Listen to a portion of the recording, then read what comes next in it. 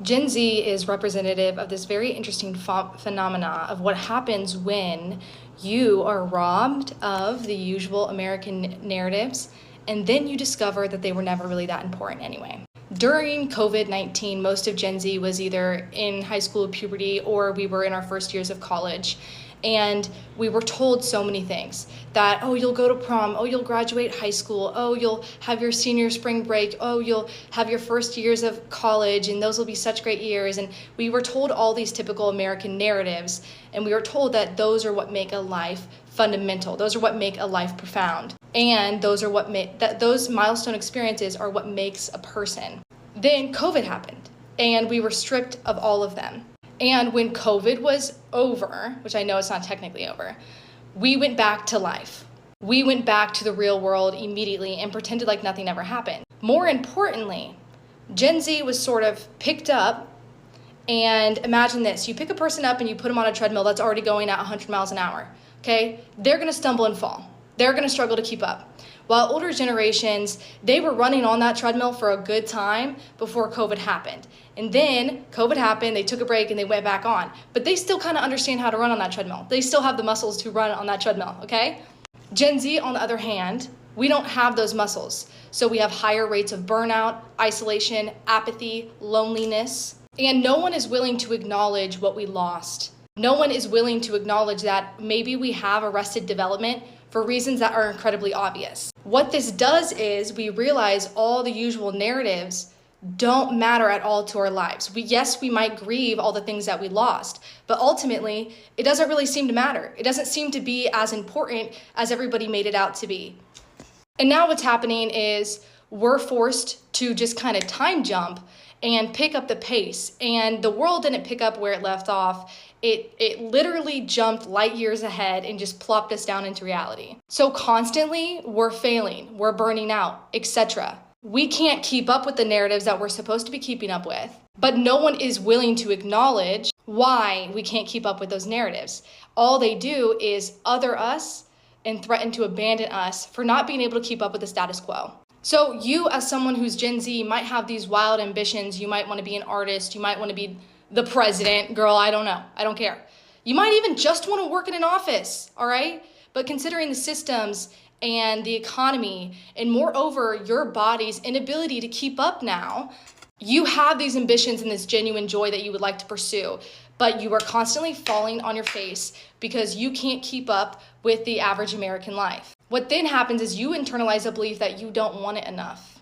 And so you might begin to question whether or not you actually love or think or feel the things that you love, you think, and you feel. This severs you from your mind and your body.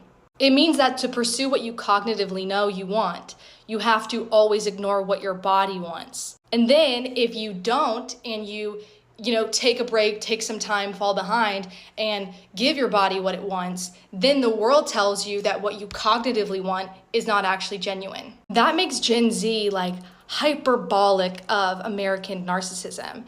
You have to, in order to survive, sever the self from the body, and you either live out this grandiose, egoic persona where you're constantly talking a big game, but never following through on what it is you say you're gonna do because you literally cannot, or you become a zombie. You become apathetic. You don't care about anyone, not even yourself. You become depressed because your rage turns inward. And so now most of Gen Z is in life planning portion too. We're either about to graduate college or we're navigating the workforce for the first time. So the defeat, the overwhelm, the confusion about what to do and where to go is amplified because now we don't even have the structure and the pressure of the school system keeping us in line. Now we're not failing according to the school system, we're actually failing according to the world. The only way to ground yourself and overcome is to fuse the mind with the body. But in order to do that, you have to ignore what you cognitively know, because those are all just narratives that you are trained to believe in, and root down into what it is you feel in your body and what your body wants. The difficult thing about that, though, is that it forces you to imagine a world that is neither possible nor impossible, because it forces you to imagine a world that does not exist yet. By that I mean, if you were to try to imagine a world that in a future, in a path forward, that aligns with what your body needs, it does not exist in today's society at all whatsoever. We know that. We've been living that. Every which way we turn, we fall short. Moreover, the reason why Gen Z struggles to imagine and to innovate and craft a future forward is because not only are we severed from our mind and our body, but we're severed from reality itself. During COVID-19, we saw how quickly the world can change. More importantly, we saw how quickly the government can jump into action. Even though it wasn't perfect, as far as governments go, it moved incredibly quickly to change the status quo. And we saw how people protected each other. Of course, imperfectly, I know not everybody was staying indoors, but the majority of people, they did mask, they did stay indoors. They cheered on the healthcare workers when they came home. They advocated for the stimulus checks and for the rent pauses. They put up signs in the neighborhood that said, like, keep going, with love we can conquer everything. During COVID-19, we saw how quickly and how willing people are to change their day-to-day whenever their lives are at stake. And now we go back and everyone's like, well, this is how life is. Life's tough. There's nothing we can do for you. There's nothing we can help you. That's just how it shakes out. And it doesn't make any sense. We're like, wait, no, because we did change the world. The world changed overnight, almost immediately. So when you know that every path feels chosen for you, that every door is one that will close in your face, and that there's not ultimately a future, there's no mobility, there's no way for you to move around and craft a life that at least makes you a little bit happy, you do nothing. You do nothing. We feel and we saw how much control can be exerted, and more importantly, we saw how willing everyone is just to believe that we have to continue living like this, and it just doesn't make any sense. So we gave up on dreaming and imagining.